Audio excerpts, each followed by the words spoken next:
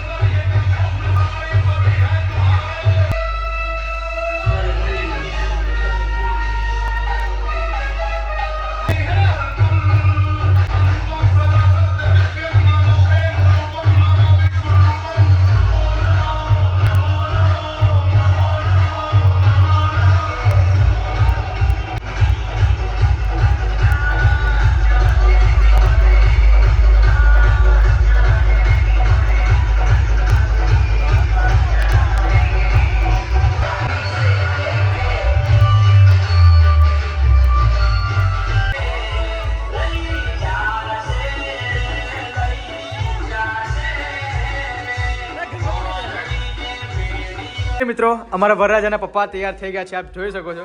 જોરદાર લુક લાગે દેવા ગઈકાલ કરતા. પણ સફારી સિવાય ને તો એકદમ બોડીગાર્ડ લાગે તું. બોડીગાર્ડ બની જાવ કે વરાજા બાપુ બની જાવ? ના, વરરાજા પપ્પા બની જા. મિત્રો અમારા વરરાજાના કાકા પણ તૈયાર થઈ ગયા છે. વરરાજાના કાકા આખું નડિયાદ જોઈ રહેશે એવું લાગે છે. આપ જોઈ શકો છો. બપ્પી લહેરીનું બીજું નામ છે. આ બપ્પી લહેરી છે અમારા. શું કહેવાય? આ બપ્પી લહેરીના કોટમાં હોનું કેટલું બધું હતું એવા ભાઈનાનું છે.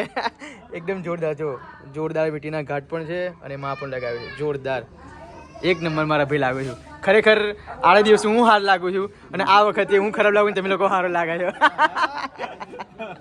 મિત્રો અમારા વરરાજાની ગાડી પણ ઓકે થઈ ગઈ છે, પણ ઉપરના બધા પાંદા પડી ગયા તો પણ ગાડી જશે એટલે મસ્ત રીતે બધા ઉડી જશે. આ બુકે જો એક અહીં એક વચ્ચે મારવાનું હતું, નહીં એક વચ્ચે મારવાનું હતું. મિત્રો ઉમેશ સ્વીટ્સ જાનકી, આ વરરાજા છે અને આ દુલ્હન છે, આપ જો દુલ્હો ને દુલ્હન બંને. આ રાજુ છે મોટા બનેવી, જે ચાંદલો લખે છે. અપ ટુ ડેટ હિસાબ જોઈએ મારો, 1 રૂપિયાનો જોઈએ.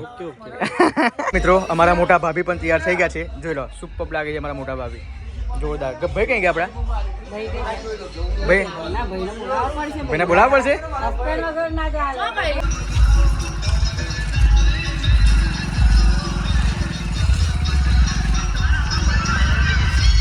મિત્રો અત્યારે બે વરઘોડાનો સમય થઈ ગયો છે, વરઘોડો પણ નીકળવાનો ટાઈમ થઈ ગયો છે. તો ફાઇનલી વરઘોડો પછી નીકળશે, જ્યારે આપણે મંદિરે જઈશું.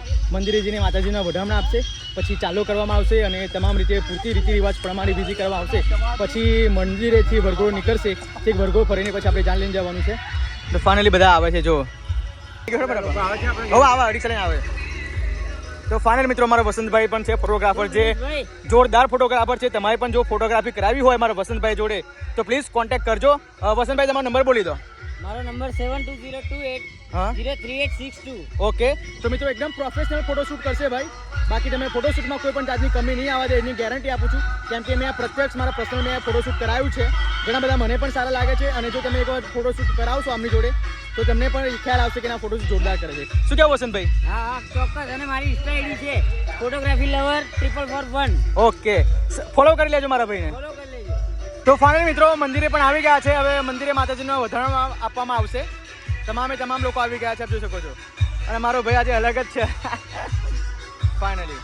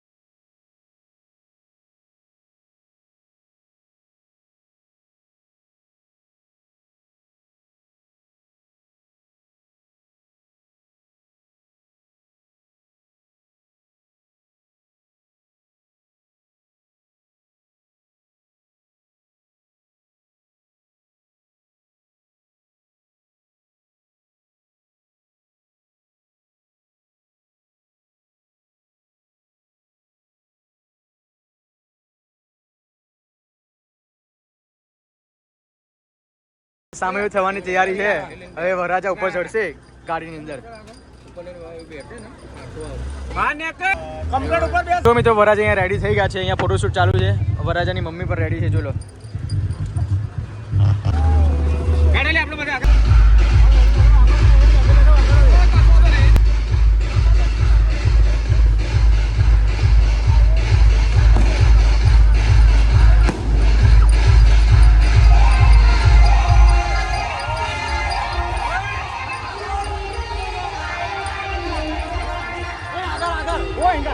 ઓય હિંગા વિડીયો ઉતાર આગળ નહીં મજા આવે અંદર તો જા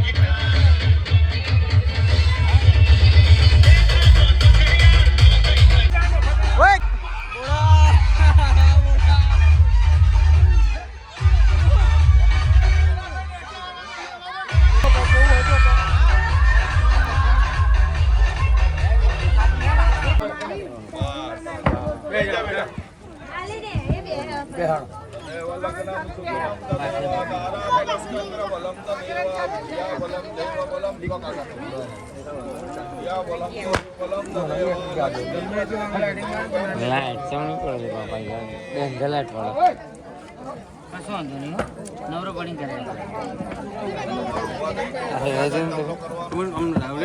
હવે વરરાજાને તો મોહરમ બેસી દીધા છે ફાઇનલી બધા થાકી ગયા છે જો સંગીતા ભાભી થાકી ગયા તમે કે હજુ તો કંઈ થાકવાની જરૂર નહીં હજુ તો તમારા વહુના ઘરે લઈ જવાના છે પાર્ટી કરવાની છે પાર્ટી તમે પાર્ટી નહીં આપી રોયલ પેલેસમાં લઈ જશે તમને રોયલ પેલેસ હોટલમાં તું શું કરું છું હાલો મિત્રો હવે લગ્ન પૂરું થઈ ગયું છે હવે હું ઘરે જઉં છું બિકોઝ હવે રીતિકા અને રૂહી એ તો બધા ફેમિલી જોડે આવશે અને હું અત્યારે એક્ટિવા લઈને આવ્યો છું એટલે માટે ઘરે જઉં છું જો લો આખું ફેમિલી છે જોઈ લો આ અમારું ઉમેશ છે ઉમેશના સારાજી છે એમના વાઈફ છે આ ઉમેશની વાઈફ છે જો લો એમની બેન છે અમની તો ફાઇનલી હવે અમે જઈએ છીએ ઓકે તો મિત્રો બ્લોગમાં કન્ટિન્યુ બનાવી રહેજો જઈએ છીએ ઘરે ચાલે ગયા લોકો તો આવશે રાત થઈ જશે તો મળીએ ઓકે ઘરે બાય મિત્રો રાત્રે અમે ગઈકાલે 10 વાગે ઘરે આવ્યા હતા એટલા માટે થોડું લેટ પડી ગયું એટલા માટે બ્લોગને એન્ડ ના આપી શક્યો અને બહુ જ કામ હતું અને બહુ થાકી ગયો હતો એટલા માટે બ્લોગને એન્ડ ના આપી શક્યો પણ ડોન્ટ વરી બી હેપી હવે આ બ્લોગ તમને સારો લાગ્યો હોય તો લાઈક કરજો શેર કરજો અને સબસ્ક્રાઈબ કરજો તો મળીએ મિત્રો બીજા કોઈ બ્લોગમાં બિકોઝ આ બ્લોગ મેં બહુ જ નાનો શૂટ કર્યો છે કેમ કે ટાઈમ જ ના મળ્યો એટલું બધું મેનેજમેન્ટિંગ કરવાનું હતું એટલા માટે એક બાજુ બ્લોગ શૂટ કરવાનું કે એક બાજુ ઘરનું લગ્ન હતું પછી એવું લાગે કે જો બ્લોગ શૂટ કરે છે કે કામ ના થાય કરવા ના લાગે એવું લાગે એટલા માટે હું બ્લોગે શૂટ કરતો રહ્યો અને થોડું કામ પણ કરતો રહ્યો પણ જે મેન પાર્ટ હતા એ મેં તમને મંડળ વિડીયોમાં કવર કરી લીધા છે બ્લોગ ગમે તો પ્લીઝ એક વખત લાઈક કરી દેજો અને સારી કમેન્ટ પણ કરી દેજો ઓકે બાય